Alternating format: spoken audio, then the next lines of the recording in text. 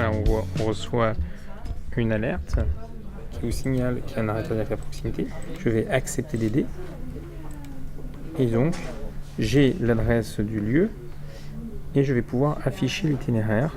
Une application pour sauver des vies. Sauve Life a été lancée pour améliorer la survie des patients en cas d'arrêt cardiaque. Elle permet au SAMU de géolocaliser des citoyens sauveteurs à proximité pour prodiguer les gestes qui sauvent avant son arrivée. Quand on se rendait sur les arrêts cardiaques, on s'apercevait que des fois, des gens n'étaient pas massés avant notre arrivée. On sait que ce massage cardiaque, il doit être réalisé immédiatement. Et on avait des gens qui étaient à proximité qui ne savaient pas qu'il se passait une urgence vitale à proximité, qui étaient prêts à aider. Donc cette application sert à faire le haut secours qu'on aurait crié avant via la technologie grâce à un smartphone. Et tout le monde peut devenir sauveteur d'un jour, que l'on soit formé ou non au premier geste. Vous ne quittez pas, vous restez bien à côté de lui, on va vous expliquer comment faire un massage et je vous envoie les secours, d'accord ? Il a été démontré depuis longtemps qu'il vaut mieux faire quelque chose de façon imparfaite que de ne rien faire. Les deux gestes essentiels, c'est le massage cardiaque et la défibrillation. Et pour ça, il faut un défibrillateur. Or, l'application lui permet d'aller chercher le défibrillateur qui sera géolocalisé. 1 minute sans massage cardiaque, sans réanimation, c'est 10% de survie de perdu. Sauve Life est testé depuis la semaine dernière par le SAMU du Rhône. Les équipes de secours lyonnaises prennent en charge 3 arrêts cardiaques par jour en moyenne.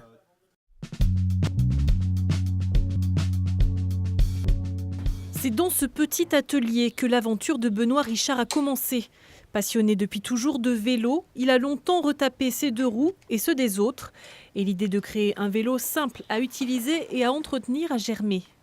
Pendant mon observation, je me suis rendu compte qu'il y a des marques étrangères qui produisaient des vélos un peu de ce type-là, un peu qualitatifs, précieux, on va dire, des beaux vélos, en gros, et sans reconnaître de marque française. Donc je me suis dit, mince, un peu par fierté française, stéphanoise, d'histoire du vélo à Saint-Étienne, je me suis dit, mince, allons-y, lançons-nous sur ce concept et sur cette marque, la création de cette marque. Et en plus du côté chauvin, le concept répond aujourd'hui à un réel besoin. En fait, là, le marché, il est en train d'évoluer sur l'utilisation au quotidien du vélo comme moyen de transport dans certaines villes. Donc, les personnes, au début, se mettent en selle sur des vieux vélos, les vélos qu'on trouve dans les garages. Et là, aujourd'hui, il y a des personnes qui ont passé ce cap et qui veulent se faire plaisir en s'achetant un beau vélo, un objet précieux, un beau vélo, et se faire plaisir avec aussi un vélo fiable et durable. De là naît ce vélo. Benoît Richard en a dessiné la géométrie et certains éléments. Un 2 roues au look épuré, alliant des touches rétro et modernes. Ce qui fait la différence, une transmission à courroie, une boîte de vitesse dans la roue arrière qui ne nécessite que très peu d'entretien et une lumière intégrée au cadre rechargeable en USB. Mais pour son concepteur, c'est aussi le plaisir qu'il procure. Un vélo très confortable à rouler.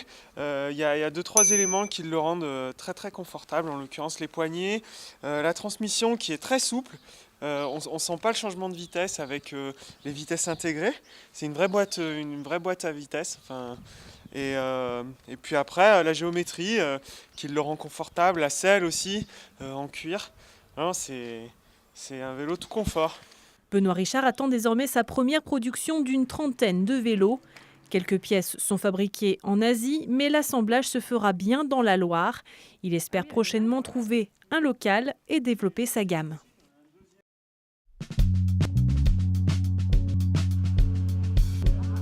C'est une première mondiale. 4 robots voituriers sont mis en service à l'aéroport Saint-Exupéry. Leur rôle, garer les véhicules des passagers à leur place. De quoi voyager plus sereinement grâce à cette machine dotée d'une intelligence artificielle. Voilà, je vous présente Stan, donc notre robot, qui est capable de se glisser sous une voiture et avec les petits bras que vous voyez ici, de rentrer en contact avec les roues à l'avant et à l'arrière de la voiture et à partir de ce moment-là, de lever ce plateau pour décoller la voiture du sol, déplacer la voiture pour aller la garer. L'aéroport de Lyon a investi plusieurs millions d'euros dans cet outil high-tech. Il lui permet surtout d'optimiser ses espaces de parking de 50% en supprimant les allées de circulation. L'aéroport se développe, plus de 25% en 3 ans, et donc un de nos enjeux très forts, c'est de réduire les impacts de notre développement sur notre environnement en général. Ce type de projet, ce type de système de robots voituriers permet de densifier le nombre de places de parking sur une même surface, et donc d'avoir une croissance du nombre de places proposées à nos clients sur une même surface de parking couverte.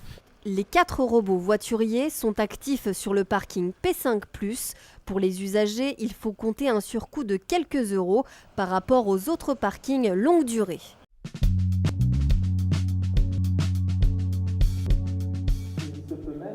Laissez tomber vos stylos à vos tablettes pour la dictée des collèges. C'est directement sur ordinateur ou tablette tactile que les participants du collège La Salle-l'Aigle ont écrit leur dictée, des outils sur lesquels ils seront amenés à travailler dans leur vie professionnelle future. L'objectif à long terme est de faire remonter le niveau d'orthographe des jeunes. D'une manière générale, le niveau en orthographe des collégiens a tendance à baisser. Ensuite, ce que j'observe, c'est que les meilleurs collégiens sont toujours aussi bons que leurs prédécesseurs, que leurs aînés. L'orthographe, la langue française va les poursuivre durant toutes leurs études, donc y compris dans les études supérieures, et bien au-delà, puisque dans le milieu professionnel, la maîtrise de la langue française est un atout essentiel, déjà pour trouver du travail et pour évoluer au sein des entreprises. La concentration est à son comble. Une lecture du texte, puis une deuxième, avant la relecture finale. Parmi les gagnants de ce concours national, plusieurs sont scolarisés à La Salle-l'Aigle, des collégiens fiers et enthousiastes. C'est un événement qui est déjà international, donc c'est très bien. Et puis le niveau, j'ai trouvé qu'il était assez difficile, mais voilà. Je trouve ça important parce qu'il y a beaucoup de monde qui n'ont pas cette chance de pouvoir écrire, lire, tout ça. C'était assez compliqué, il y avait certains mots qu'on ne connaissait pas. On a appris beaucoup de choses à travers cette dictée. L'invité cette année, David Smetanin, le champion du monde et paralympique de natation, a pu lire un texte qui lui ressemble. Un esprit sain dans un corps sain. Le texte était pertinent. J'ai eu la chance qu'il soit un peu adapté par rapport à mon parcours sportif, avec des mots différents qui révèlent le sport, la natation, mais pas que. Et puis qui mettent aussi en avant la parité homme-femme et la différence entre le handicap et le côté valide. Donc c'est un texte complet qui parle de sport, donc j'étais content de le lire. Les 2834 élèves du monde entier qui ont concouru ont reversé chacun 1 euro à l'association Bibliothèques sans frontières. L'ONG permet aux enfants les plus démunis de recevoir une éducation.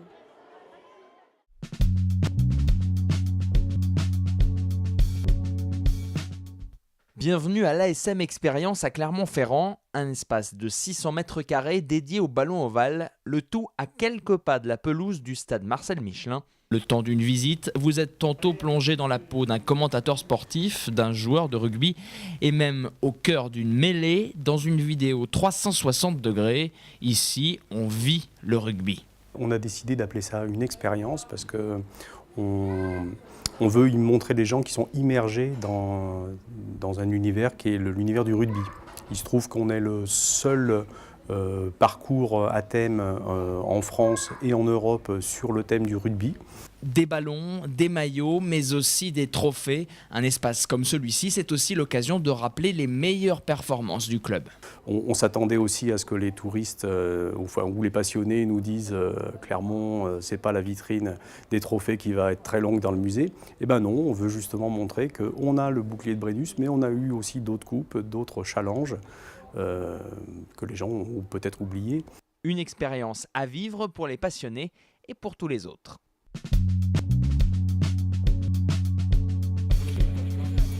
« 7h45 ce samedi matin, c'est l'heure du grand départ pour la 4e et dernière étape de cette Pierre Amande 2019. Si chez les femmes, le classement général semble déjà joué tant Séverine Poncombe et Laetitia Roux dominent, chez les hommes, la lutte entre Français et Italiens promet pour ces derniers kilomètres d'effort. Traditionnellement, les athlètes doivent passer par le col du Grand Mont pour la dernière étape, mais les conditions météo très instables ont forcé les organisateurs à changer leur plan. C'est donc le col de la Forclaz qui fait office de sommet pour cet ultime jour de compétition. Et sous un soleil radieux, le public est venu en masse pour soutenir et encourager ses champions et ses championnes. Moi je viens de Normandie, sur les 34-35 éditions je crois, j'en ai fait 19. Et tous les ans c'est le même plaisir, c'est la passion de la montagne, des gens qui sont extraordinaires, un vrai partage, une amitié, une solidarité. Et puis regardez, aujourd'hui c'est fantastique, on a un temps exceptionnel. C'est un beau sport en fait, dans le sens où il y a l'effort physique, tant à la montée qu'à la descente.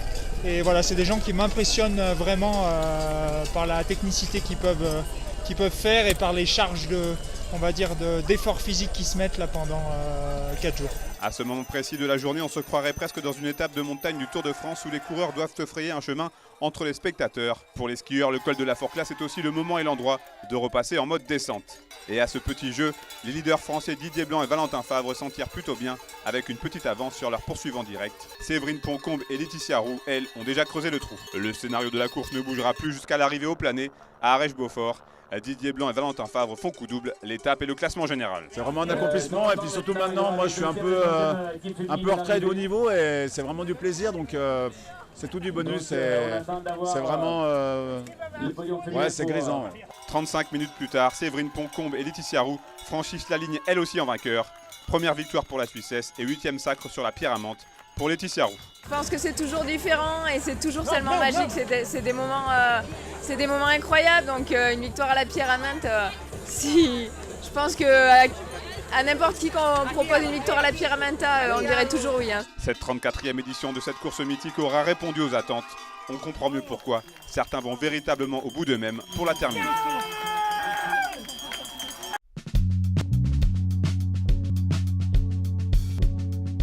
Ici, pas de baudrier ni de corde, mais des gros tapis pour amortir les chutes.